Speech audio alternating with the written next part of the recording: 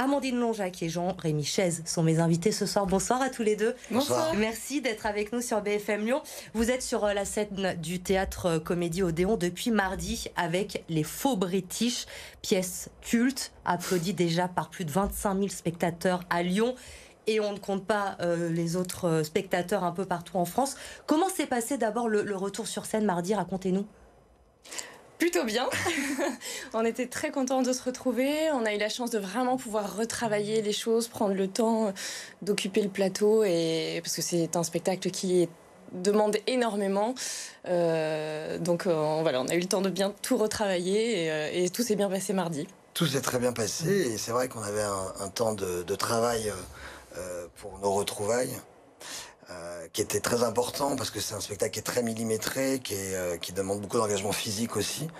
Et donc c'était nécessaire qu'on puisse se remettre dans le bain après presque 6 mois, je crois, d'arrêt. Voilà. Et une joie de se retrouver et de retrouver le public. Cette pièce, elle n'est pas toute jeune, hein. Elle a été écrite en 2013 par 3 auteurs britanniques. Elle a reçu un Molière en 2016 notamment. Et pourtant, elle séduit toujours autant. Comment vous expliquez ce succès pour cette pièce ? Je pense qu'il y a quelque chose de l'ordre du jeu, vraiment. Pour moi, c'est une pièce qui parle vraiment du théâtre, de l'accident au théâtre, du côté il faut continuer quoi qu'il en coûte, quoi qu'il arrive, un peu show must go on. Et je pense que c'est assez universel parce que c'est jouer à jouer, parce qu'il y a comme ça une sorte de duplicité entre l'acteur, qui ce sont des amateurs qui doivent jouer une pièce et rien ne se passe comme il faut. Et je pense que ça parle un peu à tout le monde. Au-delà du fait que c'est aussi quelque chose de très visuel avec un décor qui est un partenaire de jeu, et tout ça fait que je pense que ça rassemble beaucoup de...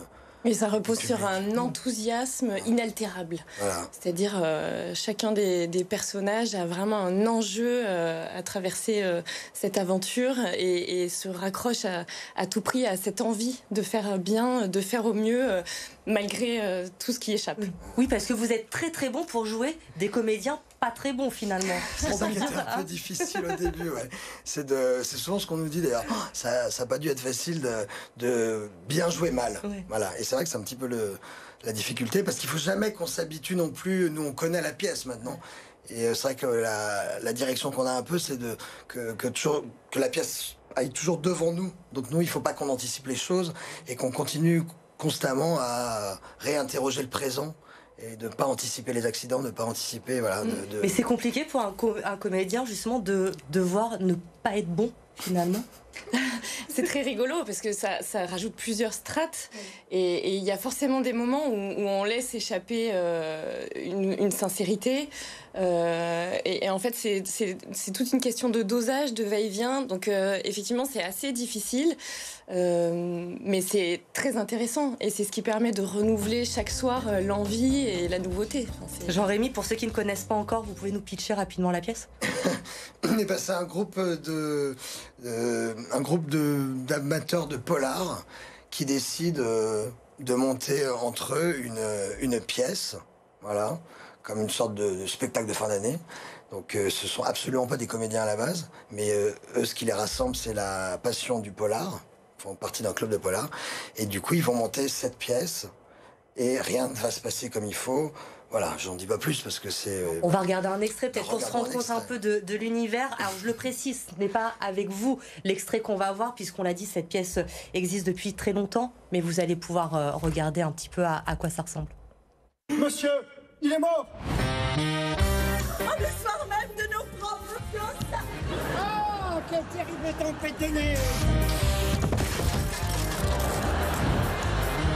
Et l'assassin se cache forcément parmi nous.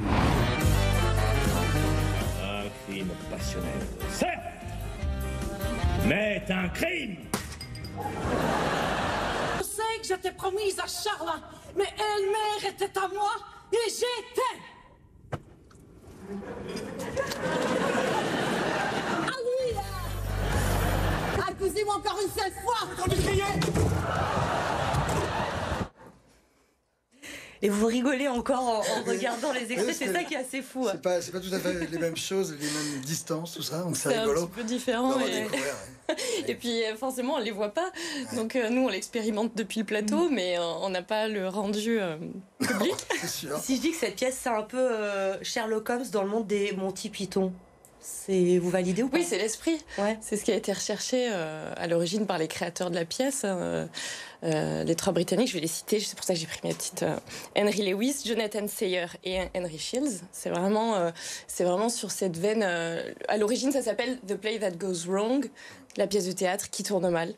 Et c'est vraiment dans cet esprit humour anglais, assez catastrophe, assez absurde et très jouissif, très jubilatoire. Et ça marche parce que quand on lit les critiques, tout le monde est unanime. On rigole du début à la fin quand on vient vous voir. Qu'est-ce qui vous a plu, vous, dans cette pièce? Pourquoi vous avez dit oui, j'y vais? Moi, je veux vraiment, d'une part, c'est retrouver aussi le plaisir des partenaires de jeu et le côté gag, le côté ce que l'humour, enfin, faire rire, c'est peut-être ce qu'il y a de plus difficile. Et le côté enchaînement, crescendo, l'énergie qu'il faut y mettre, la précision qu'il faut avoir, et vraiment de devoir tenir quelque chose sur la durée, c'est presque un challenge. Sur 1h25 de spectacle, c'est quelque chose qui ne s'arrête jamais. Donc je trouve que pour un acteur, c'est aussi quelque chose de très enrichissant. Et puis en tout cas, c'est une vraie performance. Donc, et d'être à 7 aussi, parce que vous êtes 7 voilà. Sur scène. J'imagine aussi que c'est une sacrée organisation, tout ça. Il faut que ça se passe bien entre tout le monde. Bien sûr. Oui, et c'est formidable. C'est une vraie aventure. On peut peut-être citer les copains d'ailleurs. Oui.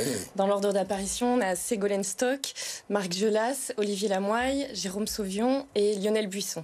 Je pense que j'oublie personne. Ça, c'est formidable. Une vraie aventure de troupe comme ça. Et puis, je cite pas nos techniciens aussi qui sont très présents et extrêmement importants sur ce spectacle. Il y a le décor aussi qui est vraiment un partenaire de jeu. Oui, absolument. Oui, je crois qu'il y a, oui, il y a des fois ça se passe pas toujours très bien. Le chien aussi. Donc c'est une vraie aventure de troupe, c'est très jubilatoire, de se retrouver aussi nombreux sur le plateau, parce que c'est rare aujourd'hui. C'est vrai.